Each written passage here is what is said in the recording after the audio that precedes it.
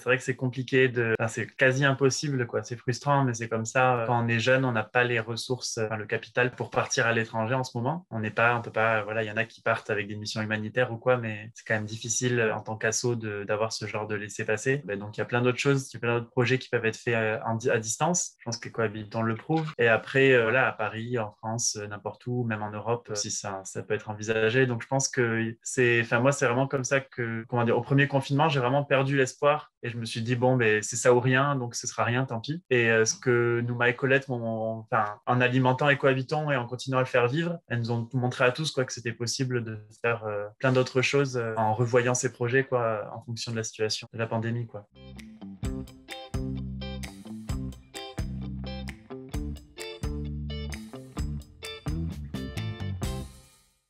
Donc les membres du projet ne se sentaient plus en accord en fait avec le projet de SI.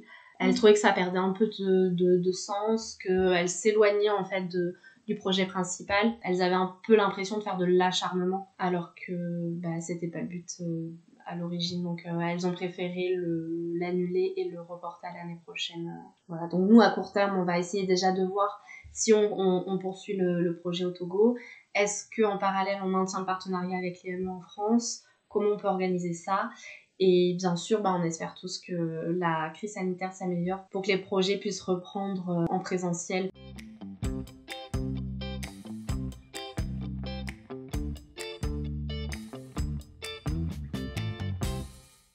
Et pourquoi pas commencer justement à le faire au sein de France. Par exemple, si c'était un projet d'aller ouvrir une association ou aider certains, on va dire, enfants en difficulté en Afrique ou en Asie, mais c'est se dire aussi que en France, il y a des enfants aussi qui ont besoin de commencer peut-être en France. Et peut-être après, ça verra le jour, ça prendra une ampleur.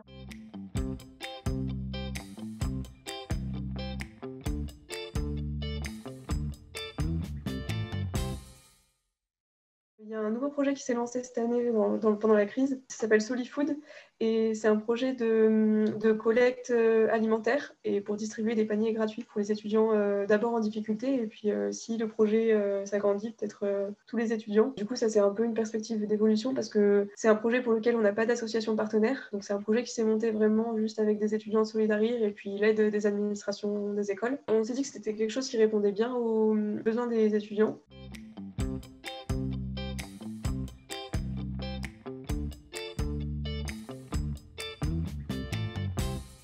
Par exemple, à titre personnel, un peu hors du projet Togo, moi, je savais pas du tout qu'il y avait des aides comme ça pour les jeunes qui voulaient monter des projets pour aider localement. Et du coup, il y a des choses que j'aurais jamais pensé à faire, alors qu'au final, c'est réalisable parce que on peut nous aider à faire tout ça, quoi. Avec Alix, on s'est occupé de Lexi. On connaissait vraiment pas. Et moi, je sais que la première fois que j'ai compris ce que c'était, je me suis dit, mais on est à des années-lumière de ça, ça va pas du tout. Et en fait, du coup, là, on a un peu essayé de mettre notre projet dans une case pour que ça devienne de Lexi, mais plutôt prendre les éléments qui pouvaient en être. Et avec Alix, on a vraiment trouvé ça super intéressant et on s'est dit, mais ça, c'est un côté de notre projet qui est pas du tout développé, qui est pas si compliqué à développer finalement. Et si on fait les efforts, ça peut être vraiment hyper bien et nous apporter plein de choses. Et ça, vraiment, en novembre, on n'y pensait pas. Enfin, on était moustiquaire, Togo moustiquaire, et on n'avait pas pensé qu'il y avait toute cette partie en France en ayant plus une réflexion sur justement qu'est-ce que c'est la solidarité internationale et tout.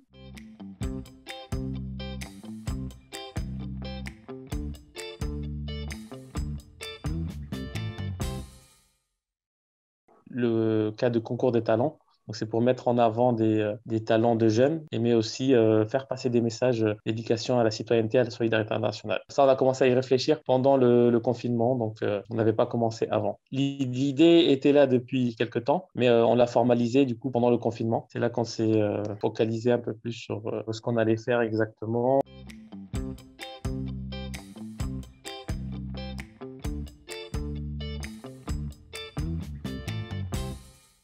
Nous sommes actuellement en mission avec le Secours populaire français à Toulouse. Nous organisons une chasse au trésor pour les enfants des bénéficiaires de l'association. C'est une mission qui dure 2 semaines, donc ce n'est pas une mission de solidarité à l'international, mais bien ici, plus localement à Toulouse.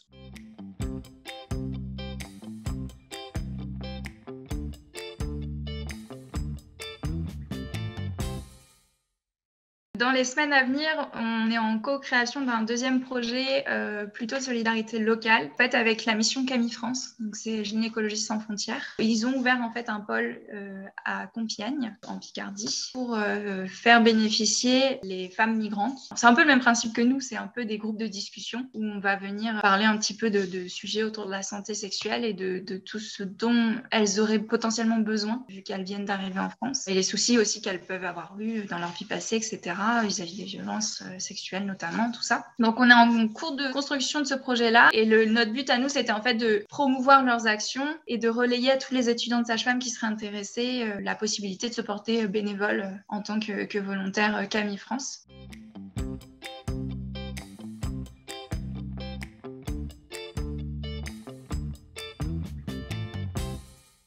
Donc au début, on avait pensé à créer un livre des deux côtés. Donc créer un livre dans la bibliothèque à Manille et créer un livre dans une bibliothèque de Nantes. Donc finalement, comme on ne peut pas partir à Manille, c'était trop compliqué à mettre en place, on a un peu changé de projet et on a été mis en lien avec l'association Nantes lit dans la rue à Nantes. Donc c'est une asso qui propose des ateliers de lecture aux familles défavorisées du quartier de Malakoff à Nantes, tous les jeudis après-midi. Et donc depuis octobre, on a commencé à aller les aider sur ces temps-là. Malheureusement, on n'a pas pu créer vraiment de projet concret avec eux suite à ces différents confinements successifs. Mais ça nous a beaucoup apporté, je pense, pour même être en lien avec les enfants.